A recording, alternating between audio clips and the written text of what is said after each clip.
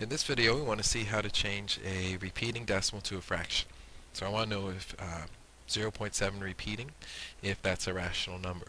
If it's a rational number, I should be able to write it as a fraction. And this is how we can prove that it is, in fact, a rational number. So first thing I want to do is set the repeating decimal equal to a variable. So I have 0.7 repeating. And I'm going to set it equal to a variable. I'm going to set it equal to n. Next step, the next thing I want to do is multiply both sides of the equation by a power of 10. And when I do this, I want to choose something that in the following step is going to allow me to subtract out the repeating digits. And I'll show you what I mean when we get to the next step. So I'm going to multiply, in this case, both of these by 10. 10 times 0.7 repeating is 7.7 repeating, and n times 10 is just 10n. Now my next step is I want to get rid of these repeating digits. I want to get rid of 0.7 repeating. And I see here that I know 0.7 repeating is equal to n. So what I'm going to do to subtract 0.7 repeating on both sides is I'm going to subtract 0.7 repeating here, and I am also going to subtract on this side. Now I'm going to subtract n because I know 0.7 repeating is equal to n, so I'm going to subtract n on the other side. But we know that both of those are equal, and so I'm doing the same thing to both sides of the equation, and so my equation's still in balance. 7.7 repeating minus 0.7 repeating is just 7.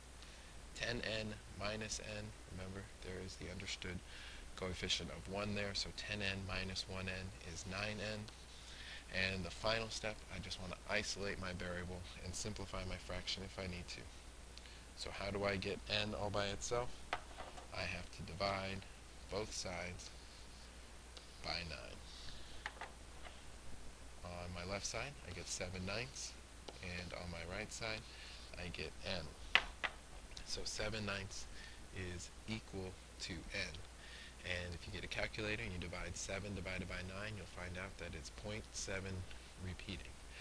And that is how you can prove a repeating decimal is in fact a rational number by making it a fraction. Let's see that again with a different repeating decimal here. So my repeating decimal is 0.13 repeating, and only the 3 is repeating. I want to follow the same steps. I want to set this repeating decimal equal to a variable. Here I can also multiply this, both sides of this, by 10. So I'm going to take 10 times 0.13 repeating. I'm going to take y times 10. When I multiply by 10, I move the decimal over one time. So on the left side, I get 1.3 repeating, and that's equal to 10y. Now I want to get rid of the repeating decimals here. So 1.3 repeating is really the same thing as saying 1.33 repeating. These are both the same thing. On the left side, I want to subtract out what I started with. I started with 0.13 repeating. That was equal to y. So I want to subtract that out. So I'm going to subtract 0.13 with the repeating 3 out. And I'm also going to subtract y. Starting on the right, 10y minus y is just 9y. And here, 1.33 repeating minus 0.13 repeating. If we just look at my last digits here, the repeating 3's cancel out, leave me with 0 there. 3 minus 1 is 2. 1 minus 0 is 1. So now I get 1.2 is equal to 9y. To get my variable all by itself, I'm going to divide both sides by 9, and now I get 1.2 over 9 equals y. That's a strange way to leave your fraction. So what we're going to do next is I can multiply 1.2 times 5.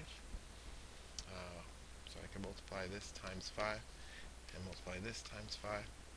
And 1.2 times 5, think about 12 times 5. So 12 times 5 is 60. So 1.2 times 5 is 6. 9 times 5 is 45. 6/45 is equal to, I can divide both of these by 3, and I'm going to get 2/15. So 2/15 equals y, and we know y is equal to 0.13 repeating. So 0.13 repeating is equal to 2/15. I can check that here. I can check my answer that I got. 2/15. If I divide 2 divided by 15 equals 0.133333 repeating. And so now we've proven how we can change a repeating decimal into a fraction and show that a repeating decimal is a rational number.